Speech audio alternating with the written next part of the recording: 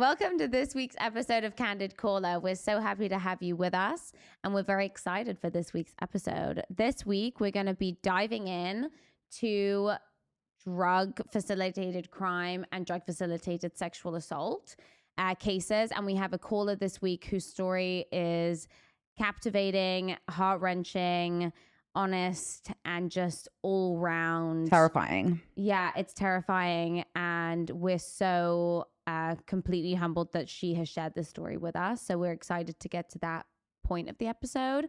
But first of all, we wanted to talk a little bit about kind of crimes that tie in with drugs and crimes that are facilitated by drugs or carried out through drugs. And there's a lot of cases that we kind of have uncovered that, you know, have done this. A huge amount of crimes are committed under the influence of drugs.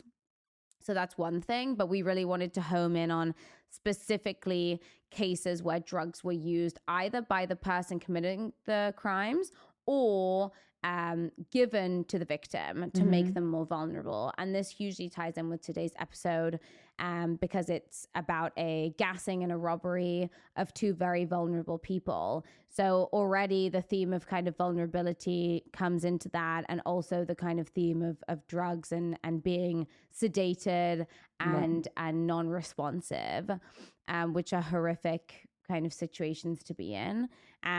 We wanted to talk I wanted to talk specifically about the Stephen Port case, which is a really kind of stark case Terrifying. of DFSA, drug facilitated sexual assault, which led to the tragic murder of 4 men. Stephen Port who is better known as the Grinder Killer, and he carried out murders in 2017, was it? Yeah. I believe. And he was 47 years old, and he killed 4 men.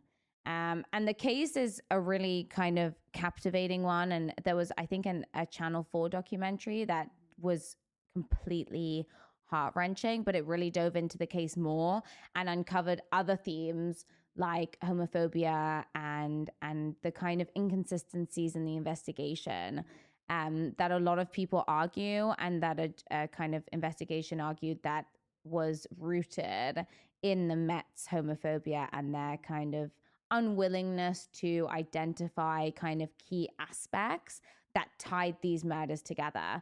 Because a lot of times when a serial killer has a kind of MO and he has a particular kind of victim, it's something that you can kind of thread through. So it would be like a very kind of particular person that they look for, and Stephen Port was exactly that. So he preyed upon a very kind of similar kind of demographic of men. I think pretty much What was the demographic? Young men. He found them in gay bars, so that's where he would kind of lure them in, and that's where he would drug them. Okay, and but then, Grinder Killer is not from the app Grinder. Yes, it was. is. Yeah, so that's how he got his name. So he would lure these people on Grindr. They would meet up in a bar. He would drug them, and then tragically murder them, and they were left in a graveyard. A lot of the bodies were found in graveyards. If the first murder and second murder had been investigated properly, and that everything had been taken into consideration in the way that it should have been, then the argument is the other 2 murders wouldn't have happened because he would have been caught. Right. And so therefore that wouldn't have been the case. And I think in a lot of institutions where there are kind of rooted discriminations that happen, a lot of cases don't get handled properly. And so this is kind of a perfect case or a perfect storm of that. And it's tragic and it's horrific and it's awful. And it happened, recently. And this is also a like we said, this is a DFSA. It's a drug facilitated crime and assault, sexual assault, and it happens all too often. And in a lot of cases, we have a lot of people who write in who have been spiked, and that would be also a crime that's committed. And you God, it's such a common thing now. It's girls very getting common. Spiked. And actually, did you see the more common way nowadays that girls are getting spiked? They're getting injected. Yeah, I mean, it's not all spiking. that common. The research isn't kind of there's been like a few There's cases. absolutely been a few cases, and it's something that's beyond violating and horrific, and I can't imagine. I actually got spiked many years ago. Me too. You've been spiked. We have a lot of friends who have been spiked and have shared their stories, which have been really compelling. And I think it's always interesting when you're a group of friends to share that, because there's kind of a mutual understanding that arises.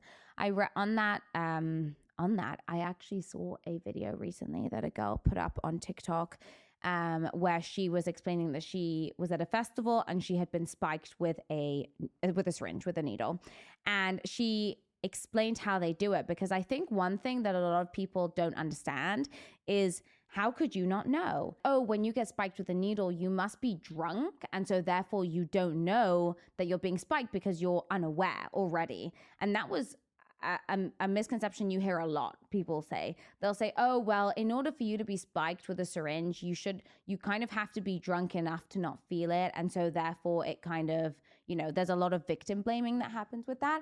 And then I saw this TikTok when you're video, in the thick of a club, but it's not even and that. you feel a little like, I don't know, I think it's sometimes you naturally have like a little bit of pain or whatever so I have heard on your body. of a couple of cases where this happened, in a very, I'm not going to name the name of the club, of the members club, but a very kind of swanky members club in London, where I heard of 3 cases of this happened in like 2 weeks of spiking of 2 guys with a syringe. Okay. 2 guys come alongside, one on either side. One will be chatting to you and the other person will inject the drug. And this happened, I heard 3 cases in 2 weeks. This was probably like 2022. Horrendous. But interestingly enough, I watched a TikTok video recently of a girl recounting her story and her kind of her experience of being spiked. And she shared a really interesting anecdote. She said she was at a festival. She'd had like 1 drink, I think, or 2 drinks. And this guy started chatting to her, and she really was, not interested. I think everyone's been there at one point in their life where like someone's trying to talk to you and you're just like, absolutely not. Yeah, like so done with it. And I think it was that kind of situation. That's how it came across. And this guy essentially went to kiss her, completely unlike, she was absolutely not welcoming that whatsoever. And he kissed her. And as he kissed her, he bit on her lip really hard. And she said that as he did that, that was the point where he injected her. So instead of her being aware that she was being injected, she was aware that she'd just been bitten so hard on her lip. So obviously she's like, what the fuck are you doing? And this whole thing. And she kind of sick. And so anyway, she leaves the festival, goes back to tent. She realized that she had a pinprick and she then got a bruise. But I think where she was being pretty feisty, he didn't inject it all in. And so she didn't actually feel all the effects. She said she absolutely felt drowsy and all these other side effects, but it didn't give her the full effect of being completely sedated. And I think it was a really interesting and really brave thing for her to share on a platform like TikTok, because it gives other women that knowledge that in those scenarios, that is a possibility. For sure. And I know we were in a club once where like someone like kind of went to kiss. There was this one time that Lily and I were out in London together, and we were with a few friends. And yeah, we were like dancing in this club, and I don't know, I always keep an eye on Lily. That's where I am with you. You're more feisty than me. Yeah. And there was some weird man who was like dancing weirdly next to you the whole night. So terrifying. The dancing wasn't the scariest part though. And I saw him literally go to grab Lily's head to kiss really her. bad, and I literally I kind of clocked it, but like he was really close to my face when he clocked it. And then suddenly he was like nowhere to be seen. And I was like, what the fuck is going on? And I like turned and Rosa had elbowed him in the face. And I was like, oh my God. Like it's like a personal bodyguard. Yeah. It was amazing. The big fat elbow. The totally unwanted like harassment, assault that happens in nightclubs in London is like absolutely wild. And I think like the more people talk about it and the more I talk about it with my friends, the more like stories get uncovered. And it's actually really scary to think how many people have had these experiences. And so many people. And yeah, it's absolutely horrifying. And actually the confidence of men. Yeah. It's like actually, well, I don't even know if it's confidence. Crazy. I think they're just sick. Yeah, of course they're sick. But I'm saying that like, I don't know, there has to be a certain amount of confidence to go out and do something so vile. It's like terrifying. What we've been talking about, DFSA, drug facilitated sexual assault, DFC, drug facilitated crime. These are threads that run through, you know, all kind of communities and societies across the world. And it's something that a lot of people have encountered, and a lot of people have, you know, even if it hasn't personally happened to you, you probably know someone who it's happened to.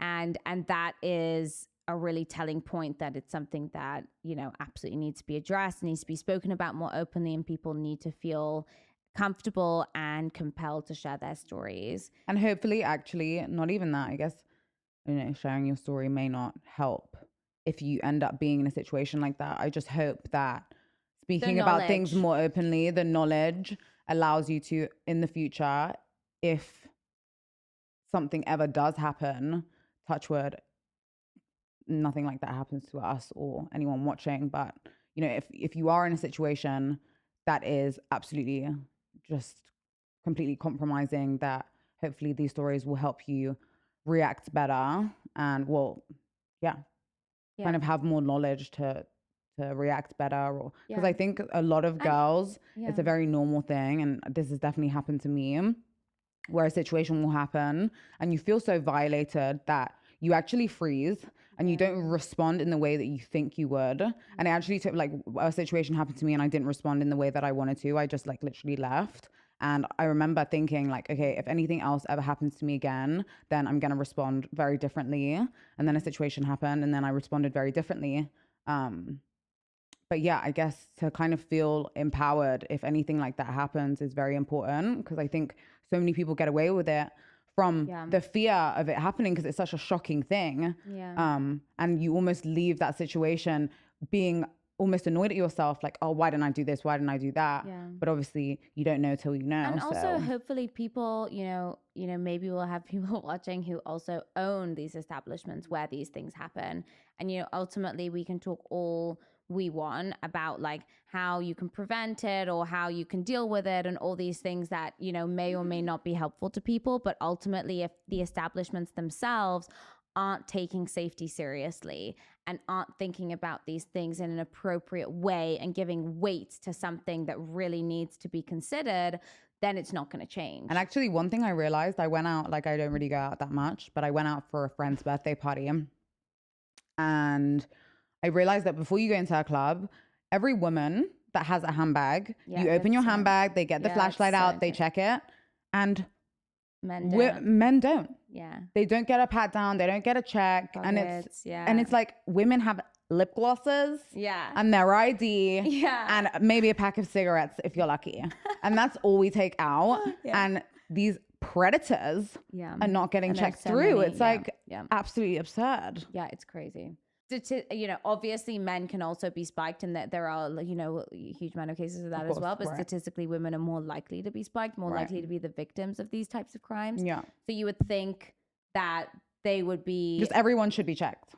It's like let's just give weight to both sides, and then let's just kind of carry on. For sure. On the subject of drugs, on the subject of drug facilitated crimes, as we mentioned, this week's caller, you know, we read the story and we just like, it's absolutely awful. Were, you know, so grateful that she wrote the story in. It's not something that we speak about enough. So this week's episode and this week's caller, Candid Caller, is relates to a woman who in her young teenage years was gassed in her home and then robbed.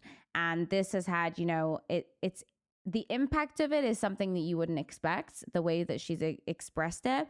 And we're really interested to hear more because, you know, ultimately we don't know the full story. So we're excited to hear more about it and her kind of reactions to it, the way she's dealt with it, and everything in between, all the details. So we're really excited for the call, and we're grateful that she wrote in. So today's caller, we are very grateful that she has decided to do her call. So we appreciate her candid and honest story. Perhaps start with a little bit of background. Could you kind of walk us through some sort of background information, perhaps where this incident took place, how old you were, and kind of any kind of background information like that, please, if you can. Yeah, of course. So I've grown up, I'm Spanish, and I grew up in Marbella. I was 14 years old, just about 14 years old when this took place at my own home. And it was just me and my mother at the time at the house when it happened. So it was you and your mom living in the home. And let's perhaps talk about sort of the day of the incident. So obviously, we understand this happened in Marbella. It was just the two of you at home. Could you walk us through kind of, I suppose this happened in the evening? So yeah, so basically it was a normal day. I was obviously 14, so I was still in school. It was a summer's day. This happened around July 2012. Summer's day, normal as ever. I was just, hanging out in the pool all day. My dad was away for Okay. basically a business like trip. And it was just me and my mum at home. At the time, my mom was very sick, sadly. She was basically Gosh. diagnosed with cancer, so she was very, very sick at the time. Um, I'm sorry to hear that. so it was just me and her at home. Normal day. We went to bed, and it basically happened in the evening. I don't know, around probably like from 3 till 6 a.m. because my mom was so sick, Okay. and having chemotherapy and stuff. She had a lot of insomnia. She couldn't like sleep. She was like in a lot of discomfort a lot of the time. So she would always go to bed really late and wake up really early. So the time frame basically like is a very, very short time frame, basically between 3 and 6, they estimated. Okay. So I suppose I'm so sorry to hear that. That's horrible. So I guess how you're saying that the time frame was so short. So I suppose the people who committed this crime against you were aware that there was a time frame that they had to commit the crime. So is the thinking that they had been watching you or they were aware of this? They were definitely aware. Okay. As it came to find out, like later on in the story, they were basically watching us because they knew, first of all, that there was like two very vulnerable people in the house, Yeah. given that I was Mm. 14 and a very, very sick, mother in the house. Yeah. That if anything were to happen, like we weren't really like be able to like defend ourselves. Yeah. And basically, we lived in an urbanization with another 10 houses. They Okay. robbed our house fully, and then another house that they had just gotten like a new Mercedes or something like that, they only robbed the Mercedes. So they only came into the house to rob the papers and the keys and took the Mercedes. They didn't take anything else. But for Okay. us, they had been watching us and like saw like maybe jewelry that my dad and my mom were wearing, and Okay. they knew that we were like the target basically. That's so interesting. So it was a super specific targeted Mm-hmm. attack. Yeah. So run us through a little bit kind of what happened from your point of view if you're comfortable. So you go to bed at night and this happened in the early hours. What happened? So I go to bed normal as a normal day. My mom would normally like wake me up like early-ish, like in even though it was summer, so she would wake me up around like 9-ish. Okay. And I remember waking up in the morning with like commotion, and I was just confused. So I woke up. So obviously it was an organization. So and it was summer, so I was sleeping with my windows open, so I could hear people kind of like shouting outside my window. And at first I didn't know what it was, so I kind of like woke up, and it was people shouting basically my name and my mom's name. So I go to the window, and they're kind of like so like they were quite relieved. When they saw me, they were like, "Are Yeah. you okay?" And I was like still asleep, but this not asleep, but I had just woken up, so I was just waking up from my sleep. I was a bit confused, and I'm like, "Yeah, I'm okay. Like, what do you mean?" And then I looked around my room, and it was completely upside down. Like my side tables, all my clothes were Oh on the my floor. Like God. some of the clothes were like on top of my bed, basically on top of me. I Oh my had God. quite a big room that had like a little living room area, and it was all like literally everything was upside down. Every single drawer was like on the floor, opened, thrown. It was I just didn't know how to process it. I was like, what Yeah. is going What on? has happened? Yeah. And so I obviously immediately ran to my mom's room because my mom was in there. Like, if anything, she would have been the one to wake me up. So I go to my Yeah. mom's Yeah. room and she's still asleep. Oh And my gosh. again, I walk into her room and her room is like upside down. So I shake her to wake her because I'm like, mom, mom, mom, and she like wasn't waking up immediately, and she's quite a light sleeper, and so I like kind of like shook her a little bit, and she wakes up and she's like, what's happening? And I just God. kind of like frantically said, like, we've been robbed. And yeah, kind of like she woke up, and at this, like, I don't know, like it's quite like a bit of a blur because obviously Yeah. there was a bit, and so we both went downstairs quickly because obviously the neighbors were like, open up. Like, Yeah. I To said I'm gonna help. go check on my mom, and they were like, because obviously the neighbors, I had been living in this house since I was 3 years old. I was 14 at the time, so like, because there was only 10 of us houses, we all grew up together, so it was like Okay. a little family. So they were so Community. worried about us because Yeah.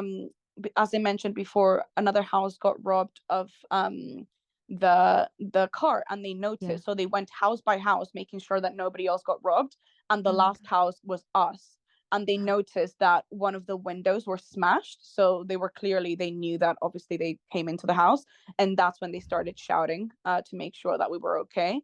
And Yeah. then at this time, I opened the door so they could come in. And yeah, like everything was basically upside down. We went downstairs, like even like things like, oh, it's just like my piggy bank. Like I was 14, I had like a piggy bank, and like everything. They took Oh everything. my God. Um and they knew exactly what to take. Like my mom had like good jewelry and then just like normal jewelry, and they Yeah. took like just the good jewelry. They left the rest. They didn't take any TVs, any computers. Like they weren't there for any of that. They just wanted like the Wow. good stuff. They took all the watches. They didn't even open the safe. My dad built the safe into the wall, and Yeah. they ripped the safe off the wall, which is like they have to like bring Like special a something to do sledgehammer that. or something. Like Yeah. it's not, yeah, it's not like they literally have to bring something special to do that. Like for I have no clue how they did it. Like it was literally a metal rod inside the wall, like attached to the safe, obviously to not be able to do that, but I guess that didn't really work. They took the Yeah. whole thing instead of they basically didn't want to waste time. They didn't want to waste time Yeah, opening, so they just exactly. took it and Yes. left. Yeah. um and yeah, no, the, the next day is like obviously the police had to come. The neighbor Yeah. said, don't touch anything, like leave it as is Yeah, until the that's police really come. smart. Yeah, I think in But it those was just, situations as well, like because it's such a, you're obviously not expecting it to happen and it's such a confusing situation, I can imagine that actually to have, yeah, you wouldn't know how to respond, but for the neighbor to have that knowledge to be like, don't touch anything, it's really lucky actually that he said that. Because so how did the police respond? So I suppose you then make contact with the police after, you haven't touched the scene, everything is as is. And then how did they respond to this? so I'm pretty sure, it's quite blurry this, but Yeah, of I'm course. pretty sure, but because the other neighbor got robbed, woke up, went to get their car, and it was gone, Yeah. they called the police without even thinking someone else got robbed in their organization. So Okay. then, because everyone's like a little family in that organization, they came out and then they immediately told a neighbor, and they were like, let's go check on everyone else. Yeah. I think the police was already called, and then that's when they were like, don't touch anything. Obviously, they were inside your home, so we want to take like prints and all this. Fingerprints. Yeah, of course. So yeah, so I think that's how it worked out, and then the police, I think, came that day and did all the due diligence that they have to do. And then my dad was informed and stuff, and he flew back from his business trip, and I've never obviously seen him so distraught, just because like as a family man, like to have that done to your family while you're not there, and you can literally Right. not protect them. When Yeah. my mom, very sadly, this was in July, my mom passed away in October, so she was really like Oh my quite gosh. literally like in her deathbed, like, and these people Mm. like knew it, and it's just disgusting to It's like so take evil. advantage Revolting. of Yeah. such like, I don't know, like defenseless people. Like it's crazy. Like in some way, I'm actually really, really, really thankful that we were gassed, because I just don't know Wow. what like the fear I would have in me now if I would have woken up to like Right. 2, 3, Yeah. 4, how many ever like random men were at the Yeah. house robbing us. Like I feel like that would have like really traumatized me. So in Yeah. a For way, I'm sure. really thankful that we don't have that A experience or that memory. recollection. Yeah. Yeah, Mm. there's no recollection for me. So in terms of the actual drugs that were used, and obviously, you know, you said you have no recollection. So you went to bed, you fell asleep, Mhm. you woke up, and it was you know, this horrible, horrific scene, and you have literally no recollection of anything whatsoever apart from falling asleep and waking up. Yes, at all. Like nothing. Like a Wow. normal night. Like absolutely nothing. And normally, as I said, like I would wake up like quite early, so my body would naturally wake up. The same with my mom, Yeah. and I had to really like shake her to wake her. Oh my And apparently goodness. the neighbors were shouting at the window for like 5 minutes. It sounds like there was an awful lot of crime happening around you. Was that something that you realized and were conscious of at the time? Or was it something that you kind of felt kind of immune to in a way? Or was it definitely something you noticed and you felt a certain type of way about it? I've been the only one that I know that's been gassed, really. Okay. But every other person, like they're very specific, like kind of robbers that literally, like my best friend's house got robbed, and it was like also during the day while they were going with the kids to the cinema at like 3 p.m. from 3 to 6 p.m. in broad daylight, In and they broad ransacked the daylight. Oh my house, and it was God. like a massive house. And they just come in, do the job, get out, in and out quickly. Like they're Yeah. really, really professionals. And some people that I know were lucky enough that they're like control like bands of like robbers, Yeah. and a lot of them get caught because they have like houses where they keep it all. And then Oh. obviously when they get caught, they raid the house and they take all the stolen property, and then normally they can, like, because of they have the serial numbers on Of everything that's course. valuable, they can Yeah. return it. But in this case, very sadly, like nothing that was ever stolen from us was ever recovered. So it's just very, very sad, because obviously everything that I was meant to inherit from my mom, and even from my dad, just from like it's just everything's gone. We're so sorry about, I mean, the thought of like sentimental items being taken and then your mother's passing is so tragic, and we're so sorry. I guess like you were saying, like now that you're older and there's a different perspective to it, it's something that kind of you feel differently about. Is there like like you said, like you slept in your own bed the following day? I mean, that's like amazing. It's like so like amazing for a 14-year-old to be like that. Like now that you're older, do you look at the situation differently? Do you have like an emotional reaction towards it at all, or do you still feel, you know, as like you don't have that? It's just not something that kind of comes into it. I guess like because you have no recollection of it happening, it's hard to feel a certain type of way about it because you didn't see anything. It was just Yeah. the aftermath. So like now, who you are now today, presently, what's your kind of feelings towards it? I think it's really hard. Like, I've never really spoken so much about the matter, not because I feel a certain kind of way about Yeah. it, just because at the time my life was like so upside down, with my mom being so sick, me being so young, like I was in school. It was all just a very stressful time in my life, Yes. that Yeah. this happening, especially because I had no recollection of it, was the least of like my Right. problem. Yeah. Yeah. Like I literally, like, it just went over my head. Like, okay, Mm. we got Yeah. robbed, let's get the house back together and let's move on. Like it was just, Yeah. by the evening the There's house bigger looked the things same as going on. Yeah. in Oh the my day gosh. before. By the evening, So you no, guys but are amazing. no, by the evening we literally, like, obviously with the help from the neighbors and stuff, like Yeah, once of the course. police had come, we just put the house back together, and then I was back in my Wow. bed the next day, and then it was back to like my normal life, which was like, at the end of the day, like it was living in a house where like my mother, like, that was really sick, like had to go with her to, like, all the treatments, and there was like more important things to take care of than thinking of like Yes. materialistic stuff, which the important Yeah. stuff Right. was Makes taking sense. care of like her health and being there for her, not obviously caring about a fucking watch or a ring that got stolen. Yeah. Honestly, your bravery and strength and honesty is like amazing, and we hugely appreciate, hugely appreciate you sharing your story. And yeah, we're so sorry that that will happen to you, and we wish Thank you you so much, all guys. the best. I think that what you're doing and giving a platform to like telling all these stories is amazing. So thank you so much for giving me the platform to talk about it. So that was honestly, I think, one of the most sad, horrendous, despicable things I think I've ever heard. The actual gassing and the robbery is one thing, and it's horrendous to having gone through that, but the circumstances of how it came about and the sheer kind of evil behind why they targeted that house and how they planned it out, I think is like something that's really, I mean, I kind of am lost for words, honestly, by how heart-wrenching it is.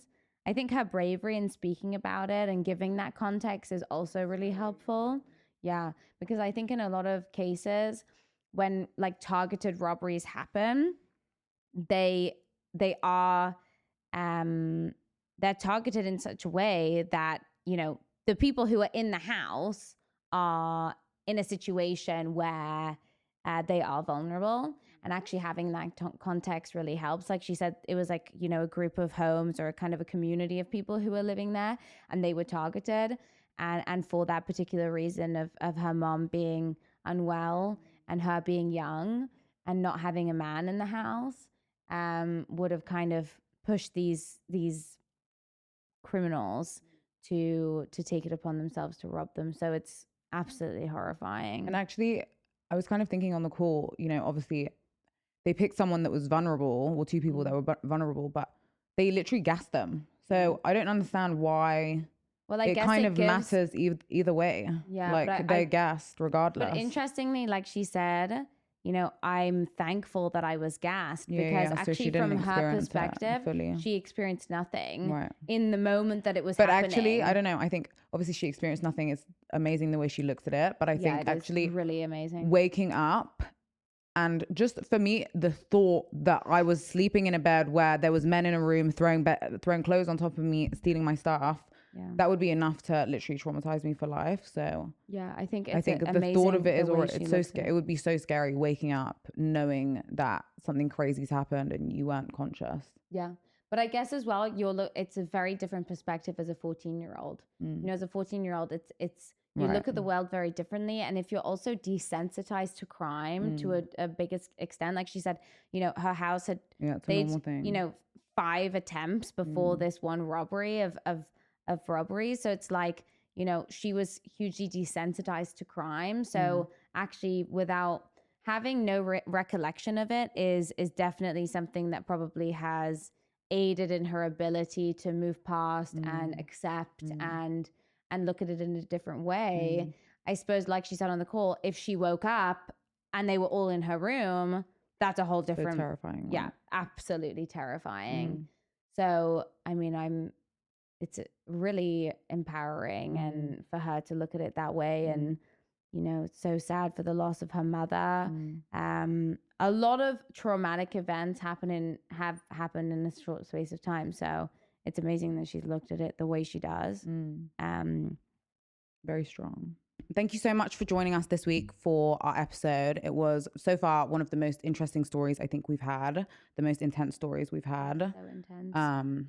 So sad, but definitely she is a tribute to being brave and, I guess, processing situations that are very difficult to process and looking at it in the best way possible. It's very admirable. Glass half full. Yeah, for sure.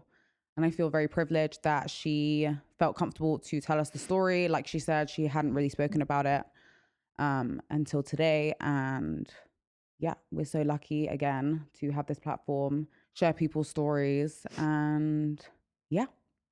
Stay tuned for next week's episode. Can't wait.